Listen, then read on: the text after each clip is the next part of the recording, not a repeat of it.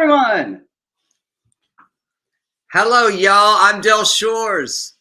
And I'm Emerson Collins, the program director here at the Del Shores Foundation. And welcome to our very first winners live stream announcement of the very first Del Shores Foundation Writer Search.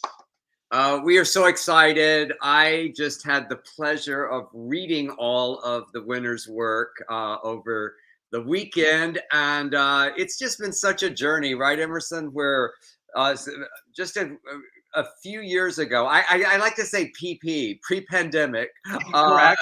Stuart Bell came to Emerson and myself after I had mentored our good friend Matt Hayes with his short film Cognitive, and Matt's short film won a lot of festivals, and it was so well received. And Emerson said, Stuart said, let's do this for other LGBTQ writers, Southern writers, so that they can get their stories told. And that was the beginning of a brainstorm that has now given us our very first writers search. The results are in, and we are so excited to share with you these amazing storytellers. Yes, and those of you that have been with us through the lockdowns and the pandemic era, of course, we stopped our activities to fundraise for appropriate things. We did 2 live stream benefits and raised $90,000 that we shared with our 24 nonprofit theater partners. But as the world is working somewhat again, we're excited to get back to our work, very specifically modeled after Del's own career. Our focus is LGBTQ plus writers currently living in the South, telling their stories there. We had amazing submissions. We opened the process back in August, accepted short films, web series, screenplays, plays all through the fall. And then in January, our readers read them. A second round of readers read them. We handed them to our jurors who represent theaters and film festivals across the country, and they selected these winners that we are so very excited to introduce you today. So let me get my things, and we're going to announce all of the semifinalists and the finalists because our readers were overwhelmed by the quality of the scripts, the uniqueness of these stories that the writers have to share. So we want to celebrate all of the writers that were acknowledged and awarded as semifinalists and finalists before we bring on the winners in each category. And correct me if I'm wrong, Emerson, but didn't all of the states that the southern states, weren't they all represented? They were not. 13 of 15. 13 and 15. Were represented. Still a good turnout. Yes. We were thrilled and overwhelmed and honored by the people who handed us their stories, and we're very excited to build the networks. That's the goal of this, to build the networks for the winners, for all of the people who contribute in our further and future programming. So not just today, you will continue seeing these writers. We want you to meet them and know them, and so that they continue to have opportunities as a result of what we are doing here. All right, let me get to right. So we're starting with the screenplay. Yes, just give me one moment. I'm giving you that moment, Emerson. Those of you that watch Del and a Guide across our live streams and everything know, it's just us and our little one-man band, two-man band over here. And when we say us, it just means that I'm talking and Emerson's doing all of the work. I mean, all of the work. We all bring our talents to bear. All right, yes, and we will start off with the screenplay category.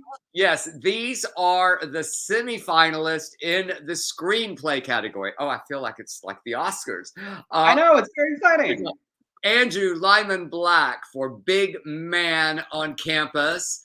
Joanna Brooks for Backwards in High Heels. Nathan D. Blankenship for Broken Road. Heather McFall for Raggedy Ann Hart. Congratulations to all of the semifinalists in the screenplay category. And I apologize. Clearly, your list, I made one that wasn't there. Emily McLean for Among the Spirits. Apologies, Emily. I made the list for Del to read, and so she is also one of the semifinalists in the screenplay category. Oh no! It's you were right. I just in my old age. It's there on the list. You're so kind to make it sound like it's your fault. It's not his fault, y'all. It was my fault. So But I love congratulations, that. Emily. Yes, congratulations to all of you. Well done. And I know many of our semifinalists and finalists are tuning in today to share in this with us. So if you are hi, as we say your name, say hi in the chat so people can acknowledge and celebrate you. We are thrilled to be sharing your work as well. So yes, that's me. That's me. That's me. That's right. Say it loud and proud. This is the day. You know, we don't do self-deprecation. We do self-promotion. We want everybody to know and see you. So please wave and say hello. Up next, we have the finalists in the screenplay category, and we are very excited to share those with you. They are Bruce R. Coleman, A Conversation with a Potentially Naked Man. I like Bruce's title because, like, potentially. So is he naked? Love Is that he title. not? I don't know. You'll have to watch his movie and find out. Beecher Reuniting with Of Dusk and March. Zach Schultz with Pride Guide 85. And we want to give a special acknowledgement and celebration to TJ Marshall with Fish as the runner-up in this category. Our jurors were especially enamored with Fish and the screenplay category, and we wanted to give TJ a special acknowledgement as our runner-up. So congratulations to all of you. Thank you for your work, for sharing it with us. We are very excited to share it widely today. And there is Bruce here in the chat. Said, wow, thanks, guys. So Bruce, congratulations. Bruce. Not to get too derailed, but you know, Del and I know people that submitted in these categories, which is why we did not read the screenplays or the plays. We left it in the hands of jurors that knew nothing about the people who submitted. Bruce R. Coleman directed the original production of Southern Baptist Sissies in Dallas, which is how I met Del, and has been writing plays, and it's exciting to see it move to the screenplay category. So along with all of our semi-finalists and finalists in the screenplay category, congratulations. Very, very thrilling. Yes, unlike Clarence Thomas, we recused ourselves. That's right. All right. And we need a drum roll. Y'all imagine it in your head. The winner it's actually the winners of the Best Screenplay Award go to, it's a team. It's a writing team. Milo Silver and Monet Noel Marshall for Need. And I just read this screenplay and it is fantastic. We are very excited. And of course, we have them with us today. So without further ado, we will bring into our extravaganza today the winners of a $3,000 cash prize, this writing duo. Please welcome Monet Noel Marshall and Milo Silver. See, hello, y'all. We didn't have a drum roll, but we had dogs barking. How's that? That works too. Well, I know, Milo, they were having technical difficulties. It looks like it may be frozen. So we will give Milo a moment to come back. But Monet, hello and welcome. Congratulations. Thank you so much. We are so excited to have you with us. I am so excited to be here. So it's so mutual. You don't even understand. Now, first off, where are you and Milo based? We are in Durham, North Carolina. Yes, We've North been Carolina. There. We love your city. Yeah. We love Durham too. Yeah, I've had a few drinks in Durham. So have I. You know, it's funny.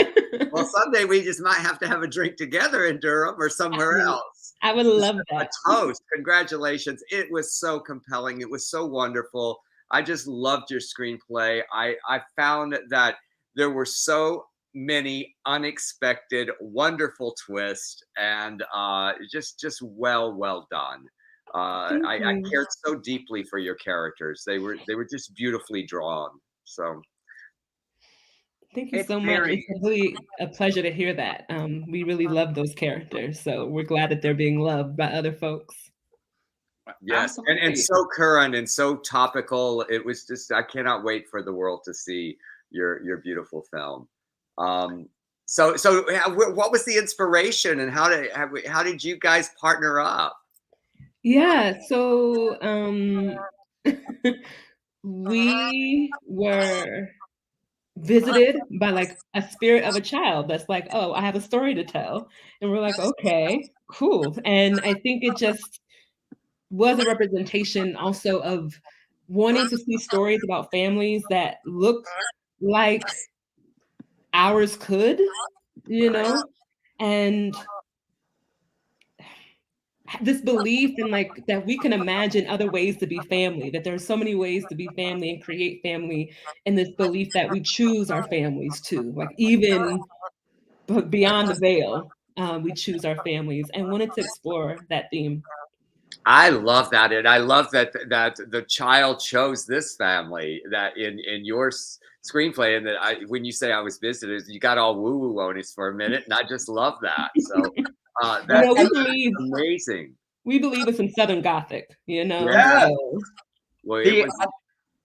I want to share with you really quickly, TJ Parcell, who is the runner-up in this category, said, "Congratulations, Monet." So TJ is with us as well. And you know, I share that because we want to build community. Part of the hard part of writing is it's so insular, and we want to build the networks for all of you. And here's for TJ and yourself, and for Milo. We're not gonna. I hope we get Milo back, but it was so close from what I heard, and I got to read both of your screenplays, and they were both fantastic. So well done. I mean, it's like, you know, it's always hard to come in second, but boy, wait till you see this screenplay, and then wait till you see TJ's, and you go, wow.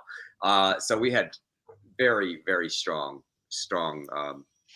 category. Now, tell everybody the story of Need. Give the, you know, share with the gathered enthusiasts this tale that you and Milo have spun together. yeah, so Need is a story about a man who a Black trans man, Black Southern trans man, and his wife, his partner, and they are visited by their unborn child. It's pretty much like, I'm ready. Look, I want to be born.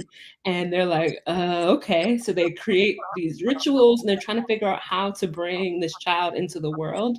But what they find is that he actually has to change himself. Like he has to reimagine what it means to be a man and a father and a parent. She has to reimagine what it means to be a mother. And they have to open themselves up that the family is not just the two of them. The family also means their friends and his sister and their community in order to be ready to bring this child into the world, that they need more hands. And for us, queerness, that's what that means, like the possibility, the openness. And so that she gets to create the family that she needs or the child needs before she comes into the world. You know what, and what you did that was so Emerson and I were just talking about it this morning because he also read it over the weekend, and we were saying we love that you had no identities with them as a trans, like you said, a trans man in the first sentence, but you didn't say that in the screenplay. So no. You kept, when it all started unfolding, I was going, what? Oh my God, yes, yes, yes. And then it just kept twisting and turning. And what I always tell my writing students and my acting students is scratch deeper, scratch deeper.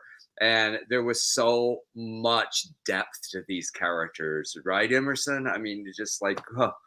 What I loved is, one, how mature they were. You know, nobody falls into tropes or easy. Thanks for saying that. We worked really hard on that. There's no easy circumstances, but it's very like grown-up life experiences, because it's here's the story of a man and the woman that he loves, and there's specific circumstances guide different challenges, but it doesn't live only in its queerness. It doesn't live only in its Blackness. It lives in their unique circumstances.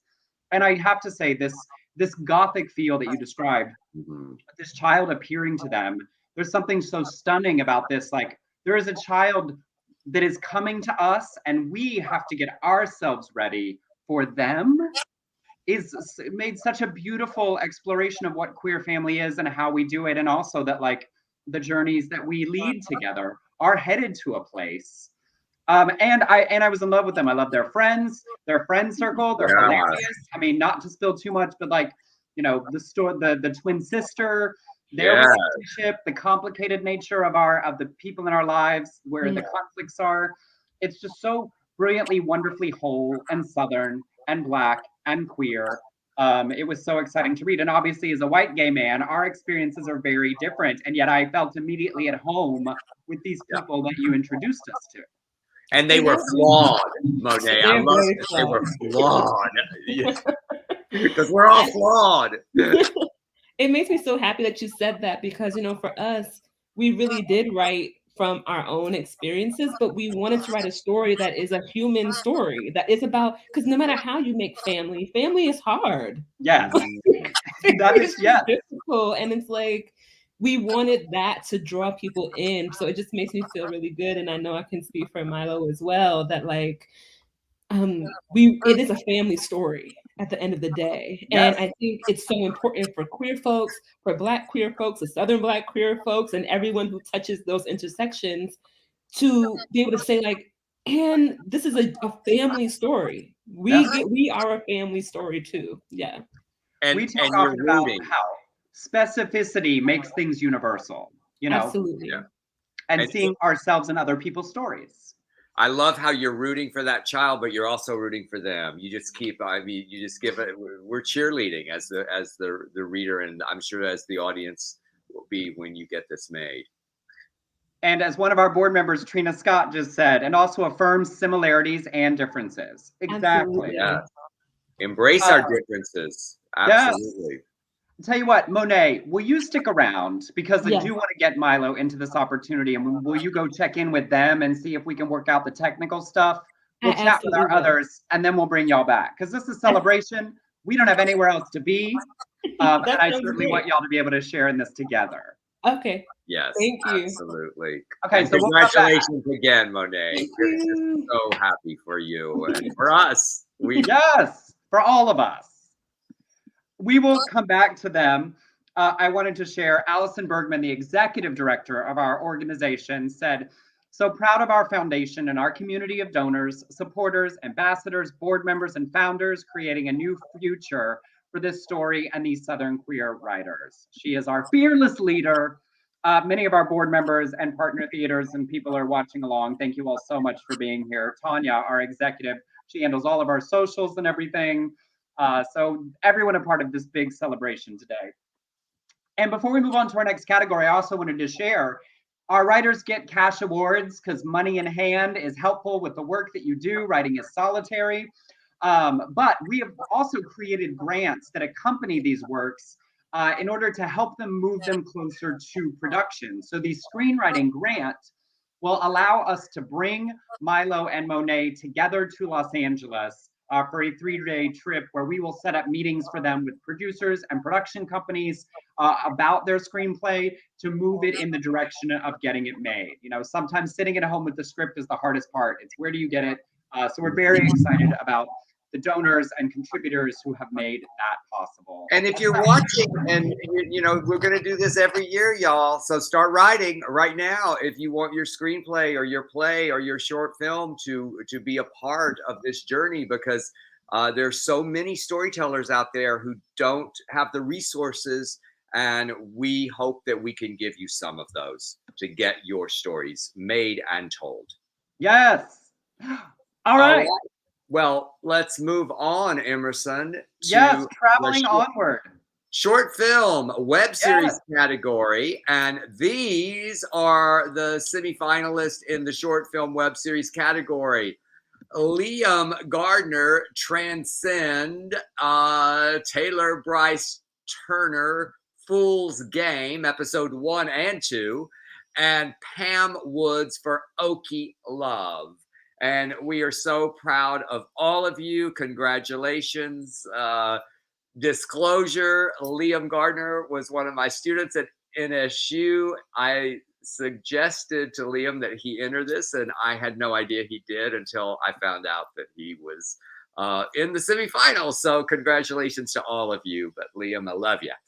Yes. And our board co-chair, Stuart Bell, said this is amazing. Tommy Wolfel, also on our board. This is so exciting. Congrats, Monet and Milo.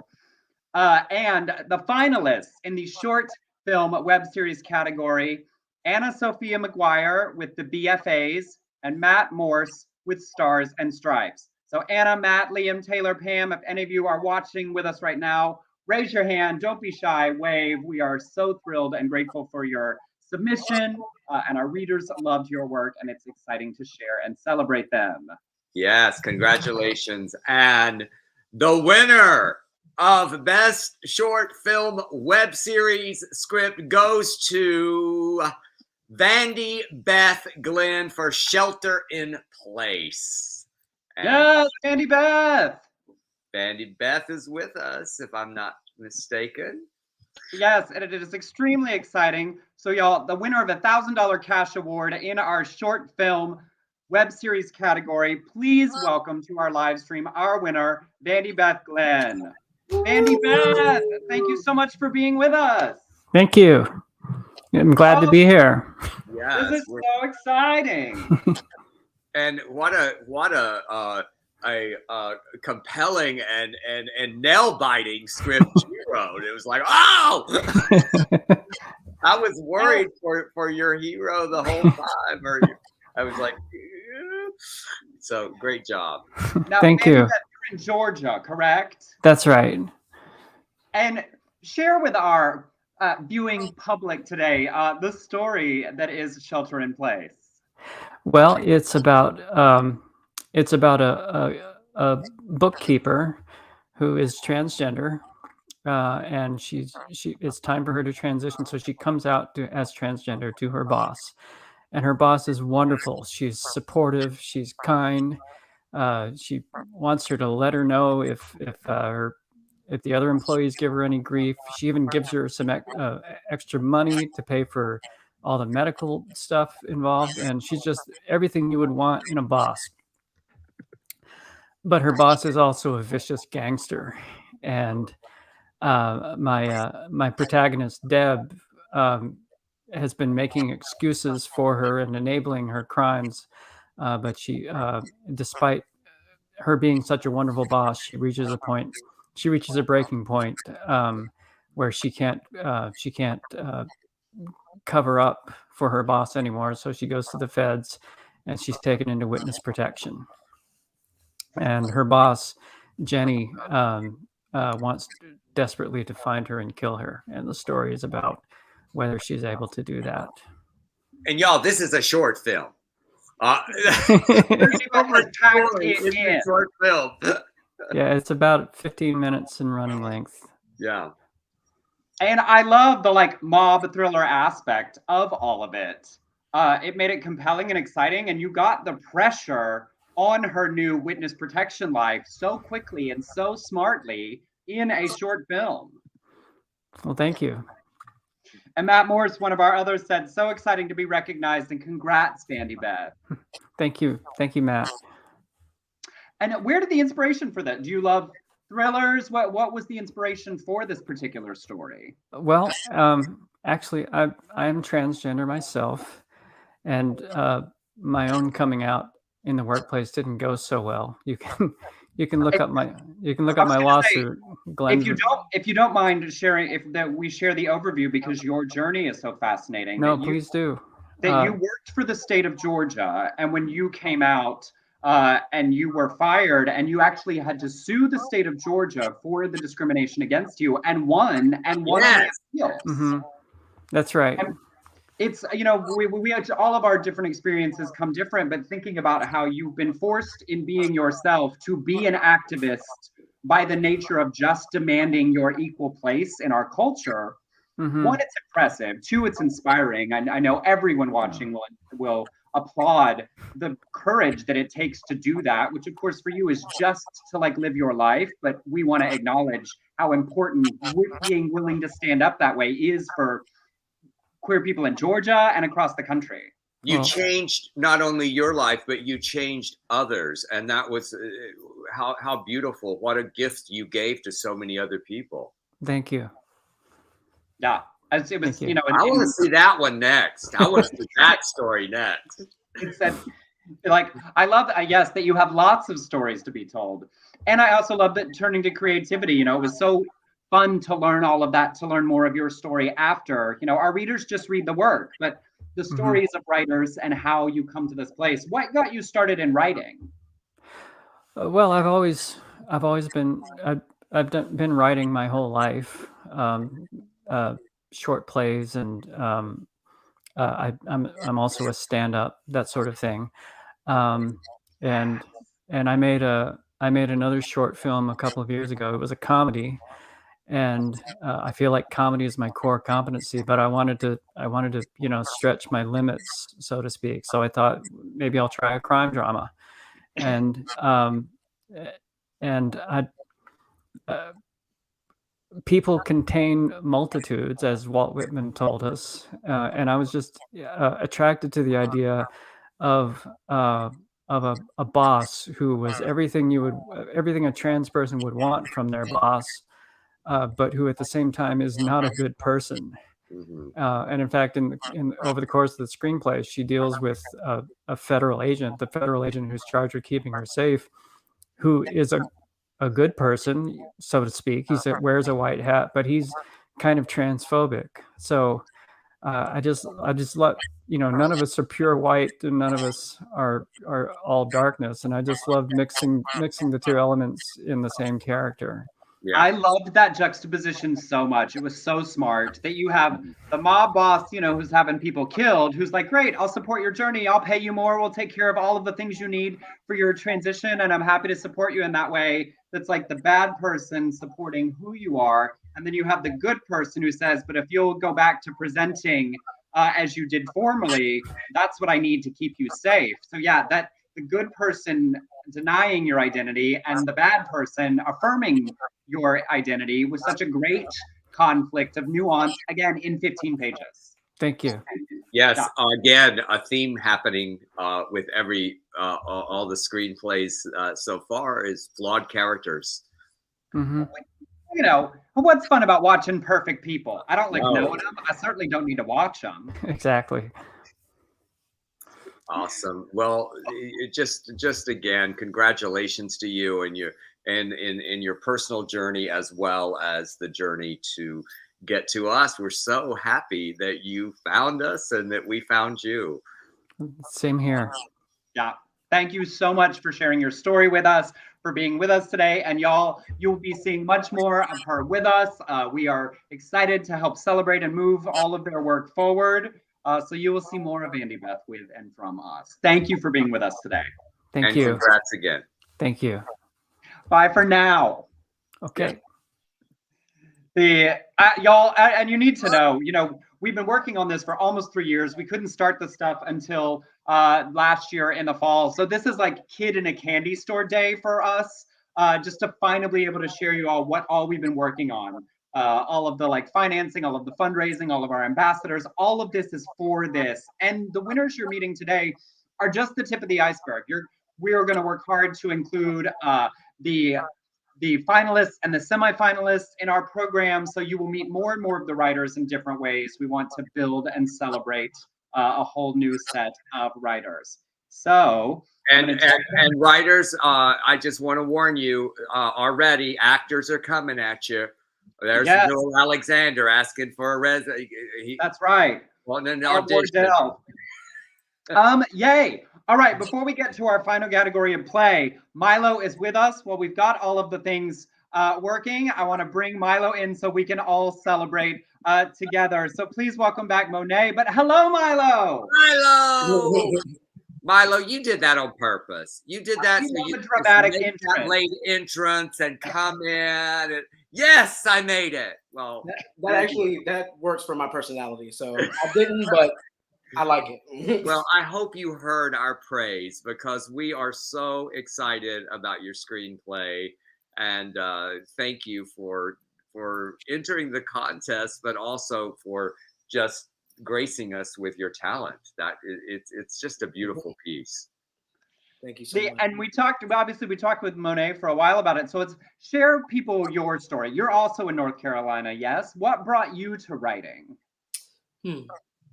I've sort of always been a writer. I was definitely one of those kids that didn't talk much to people and just carried a notebook around all day. Yeah.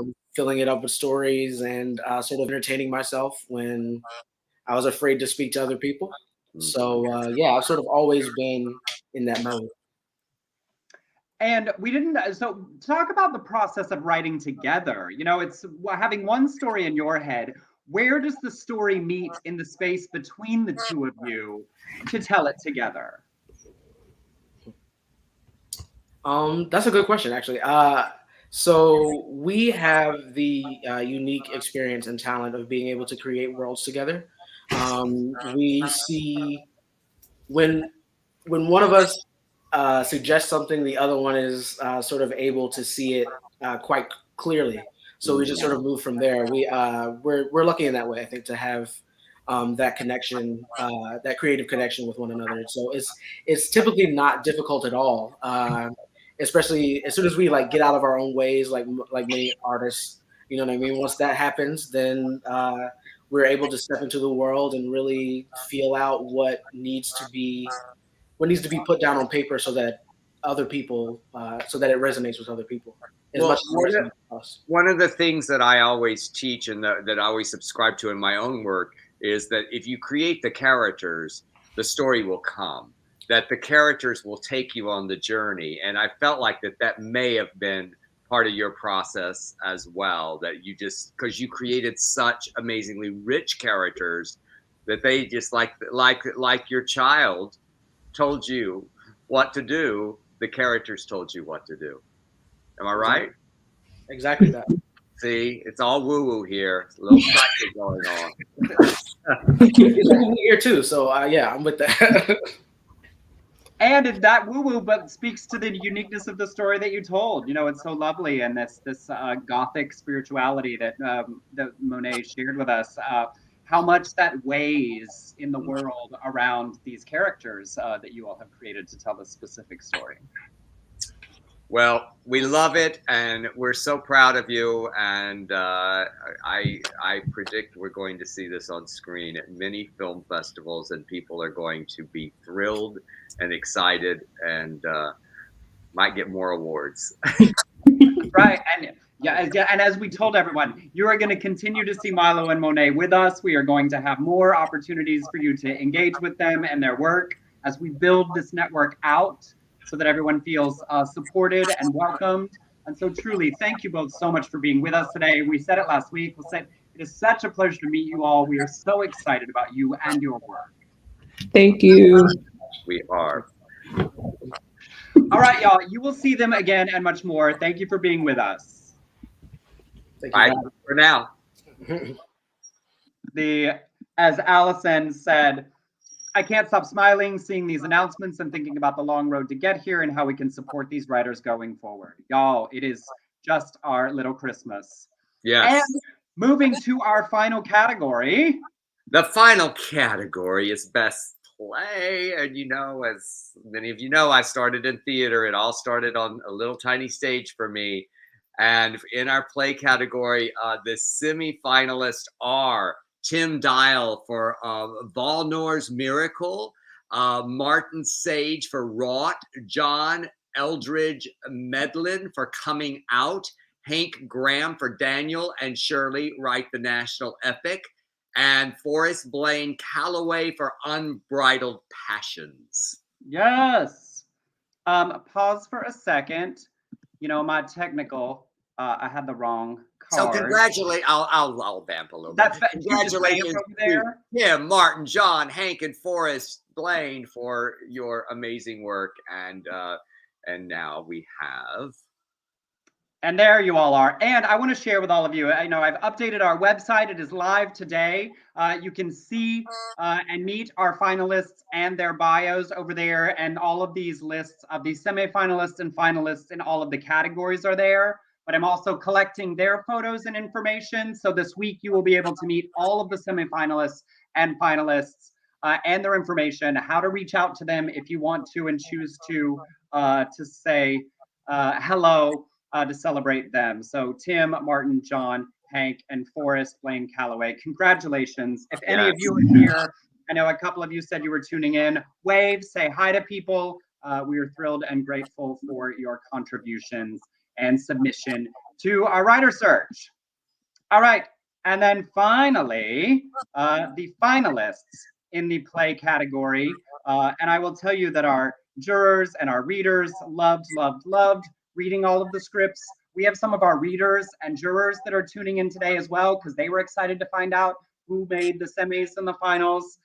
So the finalists in our play category are Ariana Rose with the equivalent of Sensation, Alicia Olivo with Flood, Kaylin Willoughby with The Pieces Sam Left Us, and our runner-up with special acknowledgement from our jury out of our finalist group, the runner-up, Paris Creighton III with Only Some of God's Children or Mississippi Magnolias.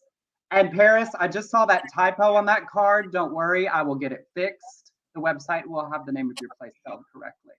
All right. Oh yes, yes. That's that word we all. And again, I as I said before, we Emerson and I recused ourselves from this competition until the end, and it was so thrilling for me to see Kaylin Willoughby, who's one of my students at NSU, who's like 22 years old in the finals with the And Paris is here with us. Paris Creighton III said, "Thank you for the opportunity. Any theaters want a runner-up play? I'm ready and willing." Yeah, I'm pretty positive that lots of theaters are going to want to produce your play, Paris. And Paris is someone who has made, he's made his own work, like gotten it out into the world, been working at it, and had success. And so we applaud you, Paris. And yes, for those of you wondering, we will be providing these scripts to our nonprofit theater partners, making them available. We are doing our best to connect. We have one of our artistic directors, Tam DeBolt, from the Terrific New Theater in Birmingham, is here.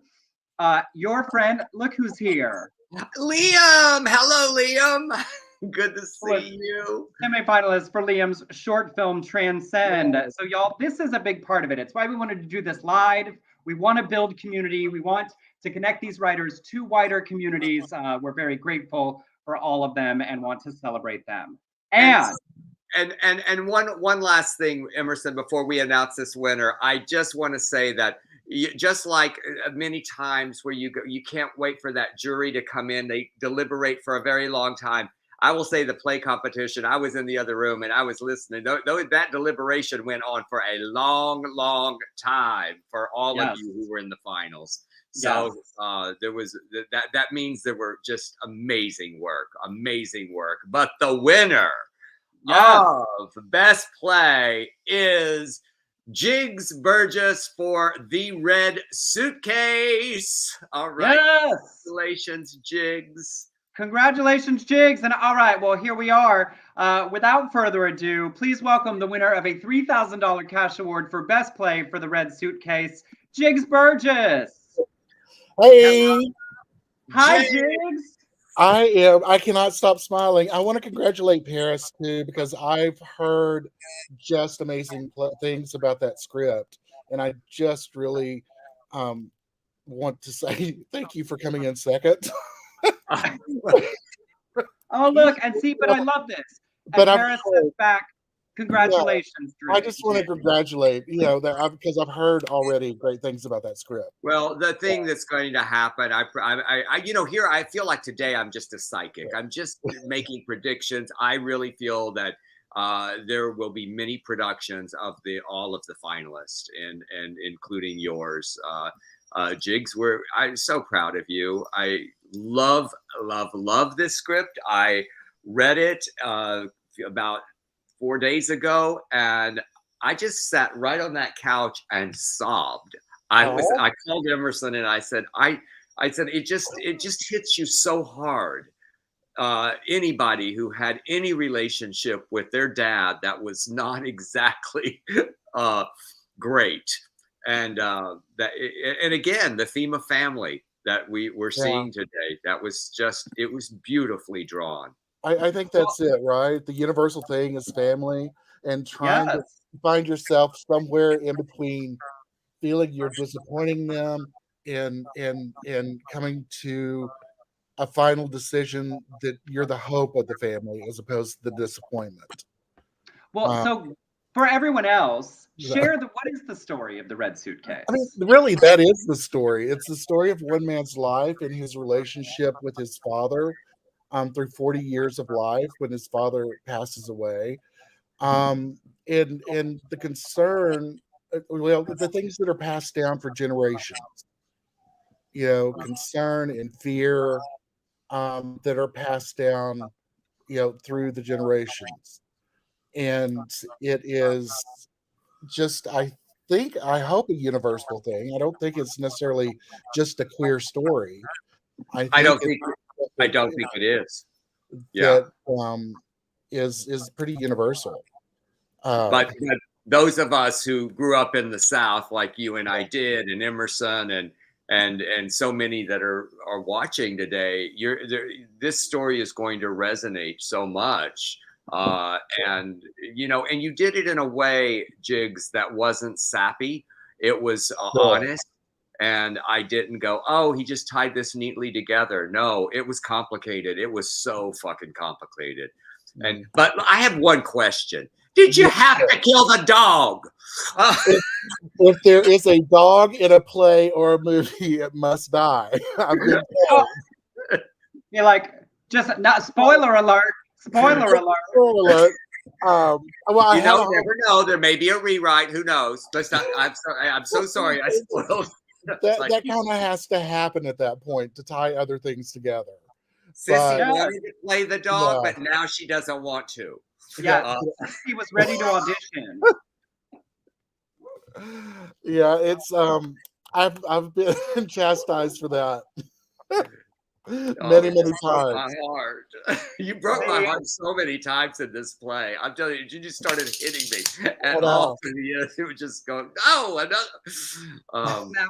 Now, also for Jigs, share with the people where you're from, where you live, how you got into writing. Oh Lord, I live in Bunger, Texas. I grew up in Bunger, Texas. I did move away at some point, but I'm back now. Growing up here, there were 8 of us if you counted the goats. So I'm proof that queer can happen anywhere. Yes. Under any circumstances. And I can't not write. I don't remember when I started writing. I know that I wrote a lot of times to communicate because nobody really listened to the number 3 or 4. And so I've always done it. I did quit writing for about 15 years, from my early 30s to my mid 40s, which is why I'm so grateful for the Del Shores Foundation having this contest, because I should be a mid-career playwright by now, and I'm a beginning playwright. I don't have the connections that should have, and this foundation is providing me with all those connections that I'd just always be up here on my little hill, my little windy hill with my chickens. Well, that's one of the things that I'm really proud of the foundation. Not only that we give opportunity to our LGBTQ storytellers and a way to get their stories told, but also we don't have an age limit. We don't say, oh, just young playwrights. We had one person that entered, and I think she was in her 70s. We had 2 over 70. In fact, from our submissions, we had like 20% that were 18 to 24, 20% that were 25 to 35, 20% that were 40 to 55, and the 50 to 70 category was 25% of our submissions. Wow. It was new writers, that you can't have had big professional work done, because we want to help you get to that next level. But I push back on one thing, Jigs, for all of us who are artists. There is no should be. There is no I should be at this place. That's right. At this point. The life that you have lived led you to have the stories that you have to tell when you have to tell them. I was talking to you the other day, and I think you're exactly right. I would not be telling stories that I'm putting out. I'd not kind of been, I'm not say forced, but if I had not come back to Texas, if the pandemic had not happened, I would not be telling the stories I'm telling. I would not have met Del Shores for sure. And so you're right. There's no should. I am where I am, and we all are where we need to be right now, I think. Right. And we all know art is collaborative at every level. Nothing is created in a vacuum. The writing part can be particularly solo, but everything after that, requires a village and a community. And what we are doing here at the Del Shores Foundation is doing our part to expand your community, to expand your village, to connect you to more people, to connect writers to each other, to build our creative village specifically for LGBTQ plus people who are living in the South, staying in the South, telling whatever story you have to tell. Yes. And all of you who are watching, who are joining us, who were semifinalists and finalists, please know that there is a future for your work, and there's another contest next year. So that's right. As Paris said, Jigs, I feel like you and Paris have had similar journeys. He said, I often wonder how long I'll be an emerging playwright, although I've been writing for 20 years. Say there is no timeline and no limit. So that's exactly right. Louise, one of our board members, said, hearing about the stories of the playwrights is amazing. Such a good way to share with the world. And that is what we are committed here to do at the foundation, is to do the best that we can to lift the most of you up, to create a larger reach. And Jigs, we are so grateful for your submission. Our jurors loved it. And so sounds like your dog's proud. And the dog's proud. There's something going on outside. She can't stand it. And we are so proud of you. And we are so proud that this beautiful play is the winner. Well, thank you. It is going to be produced. And Emerson, tell a little bit more about. Yeah, after we let Jigs go, we'll get into the rest of the stuff. So. Well, thank you so much for being with us, Jigs. Are you dismissing me now? Is that what you're doing? Class dismissed. No, thank you. And as we said before, y'all will be seeing a lots more of Jigs and with us and from us, and we will keep you all posted on his development journey as well. Love y'all. Thank you, Jigs. Thank you. Hi. Because the big grant that goes for the play winner, and we thought long and hard about this. How do we develop short films, plays, screenplays? The range of budgets required. And so specifically for the play category, we have a $10,000 grant that will go to the theater that produces the first professional production of Jigs's play. So we will this week be sending Jigs's play out to our 25 nonprofit theater partners. And those that are interested, we will connect with Jigs, and wherever they make the agreement, we will support the budget of that production to help make it a practical reality in the real world. Yes, I love that prize and that grant, and we're excited that I will be there opening night. I will be sitting there nervous.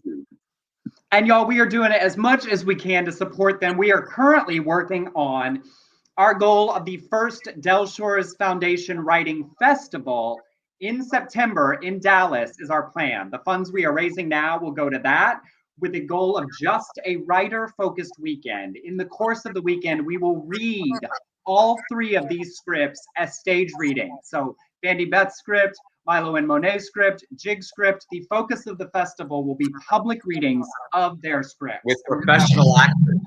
Yes, and we are going, and directed by us, and so that you can really hear the music of their pieces. And then some panels and special events with other people to help develop how writers get developed from the page to being real out in the world. And we still, we're not hitting anybody over the head today with please donate, but please donate, because we just we still need funding for that conference that is coming up. We're doing really well. We just had an amazing event in Nashville this weekend, and grateful to everybody who was there and donated, and we just continue to pound the pavement. So if you're feeling generous today and you want to help, and if you were inspired by these stories and how they came to us and how they were created, and you want to see them go forward, please donate to the Del Shores Foundation if you are able to. And people are already curious. Nathan Blankenship, one of our semifinalists for screenplays, said, I was about to ask, how do we read here the winning scripts? And we will. Also, if for no other reason, also go check out our website. You can see the bios and information on our winners today, but I will be updating that through the week with how to connect with the semifinalists and the finalists. You can reach out to them. We really do want to continue to build this community. If you're passionate about how to support us, or you want to know more information about our work and our programs as we go forward, on the Del Shores Foundation website, delshoresfoundation.org, there's an information page you can fill out to be added to our mailing list. If you joined us late, you'll be able to watch this from the beginning. Please share this broadcast across your social media. Follow our journey on Facebook, on Twitter, on Instagram, on LinkedIn to see what we are up to and where and how you can meet and find all of these amazing writers. And if you want to be one of our biggest champions, you can join the Ambassador Circle. Our Ambassador Circle, for a minimum donation of $25 per month recurring. Y'all, you just set it on your credit card, you hit recurring, and it takes it from you once a month without you having to think about it. $25 or more, you can join our Ambassador Circle. We have several in the room. I'm seeing a bunch of ambassadors, so thank you all for being such a part of this. And once again, congratulations to every single person who entered this contest. There were so many our first year. We are so grateful for that. Congratulations to all the semifinalists, to all the finalists, to the runners-up, and to our winners. We are so proud of all of you. And if you are paying attention and you didn't know about this in advance, y'all, our next writer search will open in August. Brand new submissions. If you submitted and didn't make one of those rounds, write again. If you make big changes, submit it again. We want to keep hearing from people. And if you know an LGBTQ plus writer somewhere, get our information to them. The more we bring in to the network, the larger it becomes, the wider our reach and our impact, and the more writers we can lift as we go along this journey together. All right. Emerson, thank you for all you do for us. You and I'll say it again, because we don't say it often. You know, you are the reason we are here. You forged your own path through the theater, through film, through television. You make all of this existence possible. Our board came together because they love you and your work. Our ambassadors came together because they support our mission. Your name is on the door for a reason, and we don't say it often enough, that we are out there finding the next Del Shores, however they identify and exist in the South, to tell their story because of you. Thank you. Well, now you're gonna make me cry. Well, okay, then we'll go before that. I again appreciate you, Emerson, and Allison, and Stuart, and Louise, and all of our board members. There's so many here today. Thank you, thank you, thank you. I got to go teach a class. That's right. That's it for us for now. Thank you all for tuning in. We'll see ya. Bye-bye.